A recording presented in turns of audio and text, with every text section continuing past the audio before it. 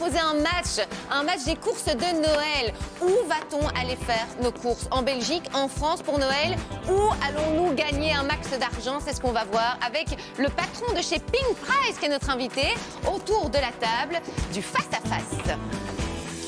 Par les deux caddies, les courses françaises reviennent donc 19% moins chères, mais il faut nuancer ce résultat.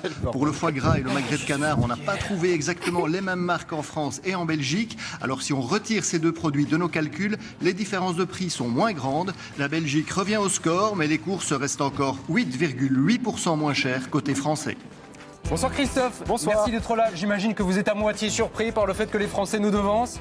À moitié, oui. À moitié. Par contre, il y aura peut-être d'autres surprises dans le face-à-face parce qu'on va causer des prix.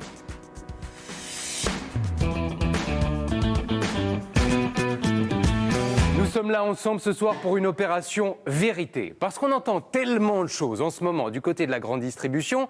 Écoutez Michel-Édouard Leclerc, que vous connaissez bien, patron, grand patron de la grande distribution du groupe Leclerc, qui sur les plateaux de télévision français dit grosso modo « Tout va bien les gars, on va passer des chouettes fêtes ».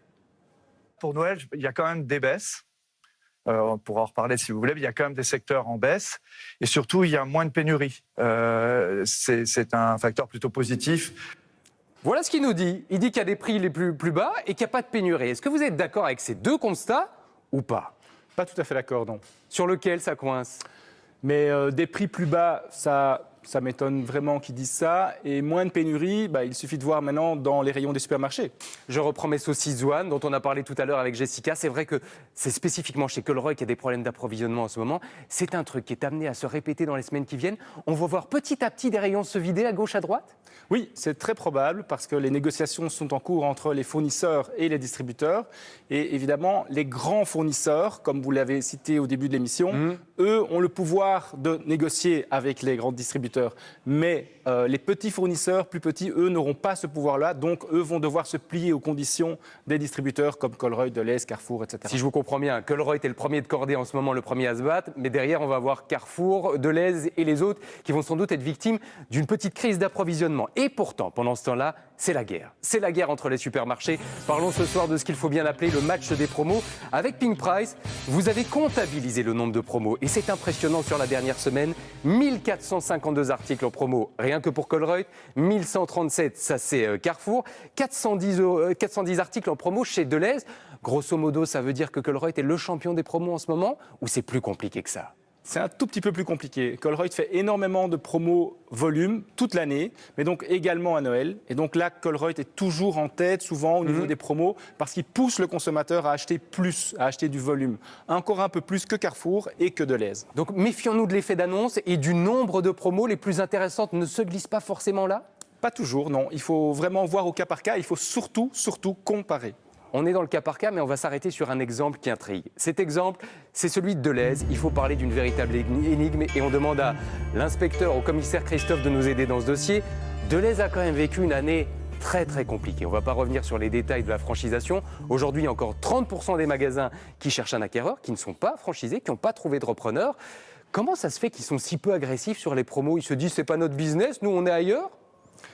Delhaize a un positionnement un peu plus sur la qualité par rapport aux autres supermarchés dans le monde belge. Et donc Delhaize va plutôt forcer certaines promos à 1+1 et faire énormément de promos, mais des petites promos sur des produits à 1+1. Mais donc ça veut dire qu'ils ont renoncé à la bataille des prix en disant on laisse les autres jouer sur ce terrain-là, nous on va miser sur la qualité? En général, Delhaize renonce plutôt à la bataille des prix. Ils préfèrent plutôt miser sur la qualité de leurs produits, le service, le fait d'être peut-être plus agréable dans ce magasin-là.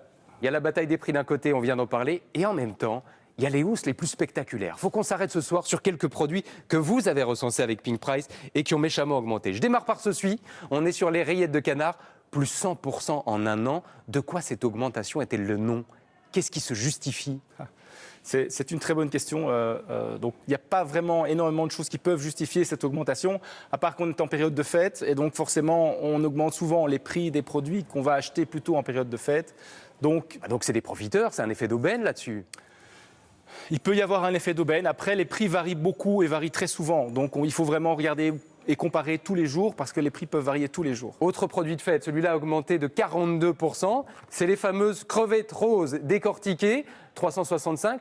Là aussi, il y a quelque chose qui se justifie. Les produits de la mer ont globalement augmenté ou c'est une exception ? Non, ce n'est pas une exception. Tous les produits ont augmenté. Les produits de la mer ne font pas exception en fait, à toutes ces augmentations et à l'inflation qu'il y a eu depuis 2 ans. Et alors, on a été très surpris de voir au travers de vos études le gratin dauphinois. Il augmente de 100%. Et non seulement chez Colruyt, mais dans d'autres supermarchés aussi. Je crois que Carrefour, c'est l'exemple ici présent, est impacté. Là aussi, vous avez une explication ou pas ? À mon avis, il y a un double effet. Il y a l'effet fête. Forcément, les gens adorent acheter du gratin dauphinois pour matcher avec ce qu'ils vont préparer.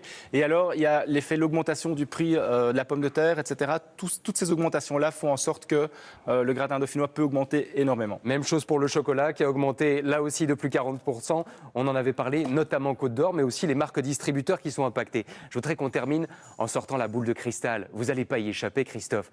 À quoi on doit s'attendre pour l'année prochaine en termes d'augmentation des prix ?